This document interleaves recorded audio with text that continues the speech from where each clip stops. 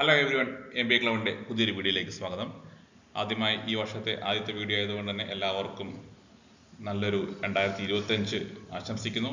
2025 നിങ്ങൾക്ക് വിജയത്തിൻ്റെതാകട്ടെ, എല്ലാ ഐശ്വര്യത്തിൻ്റെതാകട്ടെ എന്ന് ആത്മാർത്ഥപ്പെട്ട് ആശംസിക്കുന്നു. 2025 MBA അഡ്മിഷനുമായിട്ട് ബന്ധപ്പെട്ടുള്ള വീഡിയോ സീരീസ് നമ്മൾ ആരംഭിക്കുന്നു. ഓൾറെഡി നമ്മൾ ഒരു ഇൻട്രോഡക്ടറി വീഡിയോ നമ്മൾ നേരത്തെ അപ്ലോഡ് ചെയ്തിരുന്നു. MBA എൻട്രൻസ് എക്സാംസിനെ പറ്റി ബ്രീഫ് ചെയ്തുകൊണ്ട്. നൗ KMAT ഒരുപാട് സബ്സ്ക്രൈബേഴ്സ് ചോദിക്കുന്ന, എല്ലാ വർഷവും നമ്മൾ കൂടുതൽ ഫോക്കസ് ചെയ്യുന്ന ഒരു ഏരിയ KMAT എൻട്രൻസ് എക്സാം ആണ്.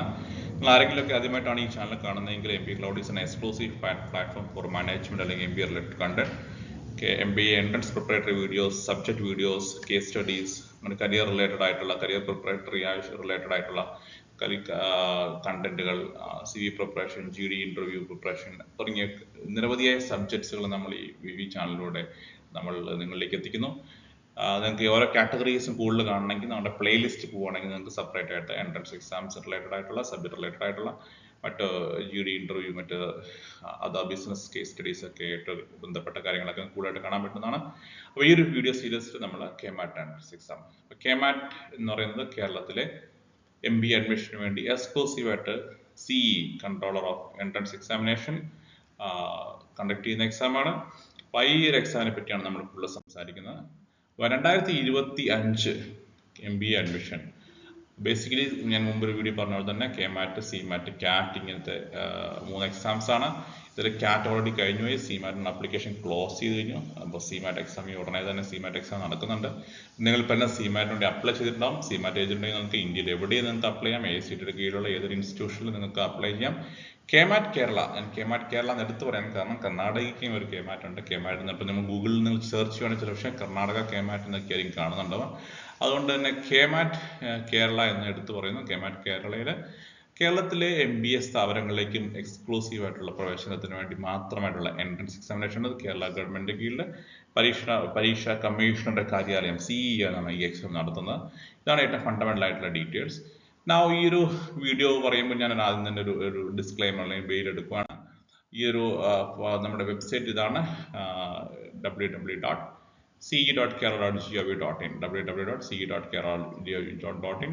പ്രവേശന പരീക്ഷാ കമ്മീഷണറുടെ കാര്യാലയം ഇതാണ്, CE ആണ്, office of commissioner of entrance examination ആണ് ഈ ഒരു എക്സാം കണ്ടക്ട് ചെയ്യുന്നത് ഓർത്തിരിക്കുക. ഇതാണ് അതിൻ്റെ ഒരു എക്സ്ക്ലൂസീവ് ആയിട്ടുള്ള വെബ്സൈറ്റ്.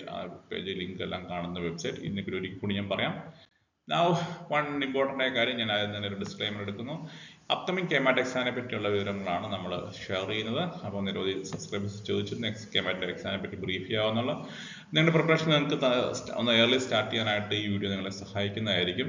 അപ്പോൾ ഇതിൻ്റെ ഫൈനൽ ഗൈഡ് ലൈൻസ്, ഇത് നോട്ടിഫിക്കേഷൻ വന്നിട്ടില്ല, അതുകൊണ്ട് ഫൈനൽ ഗൈഡ് ലൈൻസ് നിങ്ങൾ തീർച്ചയായിട്ടും ലേറ്റസ്റ്റ് ആയിട്ടുള്ള ഇത് 2025 KMAT എക്സാമിൻ്റെ നോട്ടിഫിക്കേഷൻ CE വെബ്സൈറ്റ് വരുമ്പോൾ അതിലൊന്നുകൂടെ ചെക്ക് ചെയ്യേണ്ടതാണ്. അപ്പം നമുക്ക് നിലവിൽ കഴിഞ്ഞ വർഷങ്ങളിലൊക്കെ നടത്തിയതനുസരിച്ചുള്ള ഇൻഫർമേഷൻ അനുസരിച്ച് നമ്മൾ ഈ ഒരു വീഡിയോ തയ്യാറാക്കിയിട്ടുള്ള നമ്മുടെ എക്സ്പെക്റ്റേഷനാണ്. KMAT എക്സാമിൽ എന്തൊക്കെ കാര്യങ്ങളാണ് സാധാരണ ഇൻക്ലൂഡ് ചെയ്യപ്പെടുക.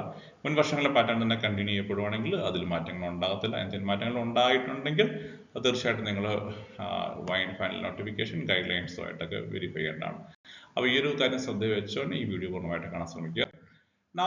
ജനറലി നമ്മൾ പറയാറുള്ളത്, ഇത് എൻട്രൻസ് എക്സാമിനേഷൻ്റെ ഒരു ഫീസ് സ്ട്രക്ചർ എന്ന് പറയുന്നത് ആപ്ലിക്കേഷൻ ഫീ ജനറൽ കാൻഡിഡേറ്റ്സിന് 1000 രൂപയും അതർവൈസ് ഇറ്റ് ഈസ് 750 രൂപയുമാണ് ഇതിന് സാധാരണ ഫീസ് ഉണ്ടാകാറുള്ളത്. എക്സാം 3 മണിക്കൂറാണ് എക്സാം ഉള്ളത്. അവിടെ ഇമ്പോർട്ടൻ്റ് ആയ ഒരു കാര്യം ഞാൻ ആഡ് ചെയ്യുന്ന, എക്സാം ഒരു ഓൺലൈൻ എക്സാമാണ്. ഓൺലൈൻ എന്ന് പറയുമ്പോൾ നമ്മൾ വെബ് ബേസ്ഡ് ആയിട്ടുള്ള ഒരു എക്സാം എന്നുള്ള അർത്ഥത്തിലല്ല, നമ്മളൊരു സെൻറ്ററിൽ പോയി അറ്റൻഡ് ചെയ്യുന്ന ഒരു ഓൺലൈൻ എക്സാം. പലരും ഓൺലൈൻ എക്സാം എന്ന് പറയുമ്പോൾ ചില കുട്ടികളെങ്കിലും തെറ്റിദ്ധരിക്കും വീട്ടിലിരുന്ന് ചെയ്യാൻ പറ്റുന്ന എക്സാം ആണോ എന്നുള്ളത്. അല്ല, നമ്മുടെ എക്സാം സെൻറ്ററിൽ പോയിട്ട് ചെയ്യുന്ന കമ്പ്യൂട്ടർ ബേസ്ഡ് ആയിട്ടുള്ള എക്സാം. ഒരു കമ്പ്യൂട്ടർ ബേസ്ഡ് എക്സാം എന്ന് വിളിക്കുന്നതായിരിക്കും ഒരു പക്ഷേ നല്ലത്. ഓൺലൈനിൽ കമ്പ്യൂട്ടർ ബേസ്ഡ് എക്സാം ആയിട്ടാണ് ഇതിനെ കാണാൻ പറ്റുക. കമ്പ്യൂട്ടർ ബേസ്ഡ് എക്സാം ആണ് എന്ന് ഓർത്തിരിക്കാം. 3 മണിക്കൂറിൻ്റെ എക്സാമാണ്, കമ്പ്യൂട്ടർ ബേസ്ഡ് എക്സാം ആണ് എന്ന് ഓർത്തിരിക്കാം. 3 മണിക്കൂറാണ് ഈ എക്സാമിന് ഉള്ളത്. കമ്പ്യൂട്ടർ ബേസ്ഡ് എക്സാം ആണ്, 3 മണിക്കൂറാണ്, 3 hours എന്നുള്ള കാര്യം ഓർത്തിരിക്കുന്നു. Another important thing, ബേസിക് ആയിട്ടുള്ള ഡീറ്റെയിൽസ്, നാഷണാലിറ്റി, എലിജിബിലിറ്റി, മുൻ വർഷത്തെ നോട്ടിഫിക്കേഷൻ എന്നുള്ള വിവരങ്ങളാണ്. ഈ വർഷം ഇത് തന്നെ കണ്ടിന്യൂ ചെയ്യാൻ സാധ്യത കൂടുതൽ. Indians and non Indians are eligible to apply. ഇതിൽ സാധാരണ മാറ്റങ്ങളൊന്നും ഉണ്ടാറില്ല. Only Kerala candidates are eligible for reservation and other concession. Age limitation പറയുന്നില്ല. Education qualification 3+4 ഏതാണെങ്കിലും 3 or 4 minimum 3 year എന്നുള്ള രീതിയിലാണ് പറയുക. അപ്പോൾ നിങ്ങൾ ആർട്സ് എഞ്ചിനീയറിംഗ് കോമേഴ്സ് മാനേജ്മെൻറ്റ് അങ്ങനെ ഏതൊരു ബാക്ക്ഗ്രൗണ്ടിൽ നിന്നുള്ള വിദ്യാർത്ഥിക്ക് അപ്ലൈ ചെയ്യാം. മിനിമം മാർക്ക് എന്ന് പറയുന്നത് സാധാരണഗതിയിൽ ഫിക്സ് ചെയ്യപ്പെടുന്ന മാർക്ക്, എക്സാം എഴുതാനുള്ള മിനിമം മാർക്ക് നിങ്ങളുടെ ക്വാളിഫിക്കേഷനുള്ള മിനിമം മാർക്കാണ്. Minimum mark candidate should attend minimum mark. സാധാരണ 10% മാർക്കാണ് പറയാറ്. 10% എന്ന് പറയുമ്പോൾ മൊത്തത്തിൽ 720 72 മാർക്ക്, അതാണ് 10% മാർക്കാണ് മിനിമം മാർക്കായിട്ട് പറയുന്നത്. ഗ്രാജുവേറ്റിംഗ് കാൻഡിഡേറ്റ്, അതായത് ഫൈനൽ ഇയർ സ്റ്റുഡൻസിന് അപ്ലൈ ചെയ്യാം. അതാണ് പ്രധാനപ്പെട്ട മറ്റൊരു ചോദ്യം ചർച്ച ചെയ്യാം. ഞാൻ ഫൈനൽ ഇയർ സ്റ്റുഡൻ്റ് ആണ്, ഞാൻ റിസൾട്ട് വന്നിട്ടില്ല, നിങ്ങൾക്ക് അപ്ലൈ ചെയ്യാൻ പറ്റുമോ? തീർച്ചയായിട്ടും അപ്ലൈ ചെയ്യാം. 2025 നിങ്ങൾ ഡിഗ്രി കംപ്ലീറ്റ് ചെയ്യുന്ന വിദ്യാർത്ഥിയാണെങ്കിൽ നിങ്ങൾക്ക് തീർച്ചയായിട്ടും നിങ്ങൾക്ക് അപ്ലൈ ചെയ്യാം. ഇനി 2024 23 ഡിഗ്രി കംപ്ലീറ്റ് ചെയ്ത ആർക്കും അപ്ലൈ ചെയ്യാം. ഇവിടെ എല്ലാ കുട്ടികളും അപ്ലൈ ചോദിക്കുന്ന മറ്റൊരു ഇമ്പോർട്ടൻ്റ് ക്വസ്റ്റ്യനാണ്. സപ്ലിമെൻ്ററി ഉണ്ട്, ഞങ്ങൾക്ക് റിസൾട്ട് വന്നിട്ടില്ല, അപ്ലൈ ചെയ്യാൻ പറ്റുമോ? തീർച്ചയായിട്ടും നിങ്ങൾക്ക് അപ്ലൈ ചെയ്യാം. അപ്ലൈ ചെയ്യാൻ കുഴപ്പമൊന്നുമില്ല. എക്സാം എഴുതാം. അഡ്മിഷൻ എടുക്കുന്നതിന് തൊട്ട് മുമ്പായിട്ട് നിങ്ങളുടെ റിസൾട്ടുകൾ ക്ലിയർ ചെയ്യണമെന്ന് മാത്രമാണ് ഇവിടുത്തെ പ്രധാനപ്പെട്ട ക്രൈറ്റീരിയ. അപ്പോൾ ഈ രണ്ട് കാര്യങ്ങൾ ഞാൻ ആൻസർ ചെയ്തിട്ടുണ്ട്. നിങ്ങൾ ഫൈനൽ ഇയർ സ്റ്റുഡൻസിന് അപ്ലൈ ചെയ്യാം, ഓൾറെഡി കോഴ്സ് കംപ്ലീറ്റ് ചെയ്ത ആൾക്കാർക്ക് അപ്ലൈ ചെയ്യാം. ഇത് നിങ്ങൾക്ക് സപ്ലിമെൻ്ററി ഉണ്ടെങ്കിലും ബാക്ക് പേപ്പേഴ്സ് ഉണ്ടെങ്കിലും IAS ഉണ്ടെങ്കിലും നിങ്ങൾക്ക് അപ്ലൈ ചെയ്യാം. ഇതാണ് മറ്റു പ്രധാനപ്പെട്ട കാര്യം. Now, KMATന്റെ സിലബസിനെ പറ്റി സാധാരണഗതി നോട്ടിഫിക്കേഷൻ സിലബസിനെ പറ്റി ഒരുപാട് സംസാരിക്കാറില്ല. സിലബസിനെ പറ്റി 2 ലൈൻ മാത്രമേ സംസാരിക്കാറുള്ളൂ. 10+2 കരിക്കുലം, അതായത് 10, 12 ഇതിൽ ബേസിക് ആയിട്ടുള്ള കാര്യങ്ങളെ അടിസ്ഥാനമാക്കിയാണ് KMATന്റെ സിലബസ് സാധാരണ ചോദിക്കാറ്. എന്ന് വെച്ചിട്ടുണ്ടെങ്കിൽ മാത്സ് ചോദിക്കുകയാണെങ്കിൽ മാത്സിൽ ബേസിക് ആയിട്ടുള്ള മാത്തമാറ്റിക്സ് ഫണ്ടമെന്റൽസ് റിലേറ്റഡ് ആയ ക്വസ്റ്റ്യൻസ് ഒക്കെ ചോദിക്കാം. ഇംഗ്ലീഷിലും അങ്ങനെ തന്നെ ഫണ്ടമെന്റൽ ആയ ക്വസ്റ്റ്യൻസ് ഒക്കെയാണ് ചോദിക്കുക. അപ്പോൾ 4 കാറ്റഗറിയാണ് സബ്ജക്ട്സ് ആയിട്ടുള്ള. ഫസ്റ്റ് കാറ്റഗറി ഇംഗ്ലീഷിൻ്റെ ഏരിയ ആണ്, അതിൽ 50 ക്വസ്റ്റ്യൻസ് കാണാൻ പറ്റും. രണ്ടാമത്തെ കാറ്റഗറി എന്ന് പറഞ്ഞാൽ മാത്സ് റിലേറ്റഡ് ആയ ക്വാണ്ടിറ്റേറ്റീവ് എബിലിറ്റി ആണ്, അവിടെ 50 ക്വസ്റ്റ്യൻസ് കാണാൻ സാധിക്കും. മൂന്നാമത്തെ കാറ്റഗറി എന്ന് പറഞ്ഞാൽ data sufficiency and logical reasoning ആണ്, അവിടെ നിങ്ങൾക്ക് 40 ക്വസ്റ്റ്യൻസ് ആണ്.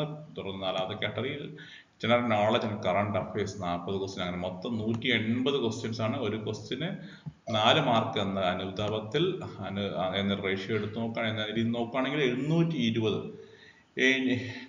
720 മാർക്കാണ് മൊത്തത്തിൽ നമുക്ക് എൻട്രൻസ് എക്സാമിന് കാണാൻ സാധിക്കുന്നത്. So 4 areas 180 questions 180 into 4 720 marks ആണ് ടോട്ടൽ മാർക്കുകൾ. അപ്പോൾ ഈ ഓരോ ഏരിയയിൽ എന്തൊക്കെയാണ് ഫോക്കസ് ചെയ്യുന്നതൊക്കെയുള്ള മറ്റൊരു വീഡിയോ നമുക്ക് ചർച്ച ചെയ്യാം. അപ്പോൾ ഇതാണ് ജനറലി ഉള്ളൊരു 10ാം ക്ലാസ് 12ാം ക്ലാസ് ലെവലിൽ വെച്ചിട്ടുള്ള ഏതൊരു ക്വസ്റ്റ്യൻസും ഈ ഒരു ഏരിയസും ചോദിക്കാം എന്നുള്ളതാണ് ഇതിൻ്റെ അടിസ്ഥാനം. ഇതിന്റെ സ്കോറിംഗ് പാറ്റേൺ എങ്ങനെയാണ് പരിചയപ്പെടുത്താനായിട്ട് എക്സാം എടുക്കുകയാണ്. നിങ്ങൾ 100 ക്വസ്റ്റ്യൻ ആൻസർ ചെയ്യാൻ വിചാരിക്കുക.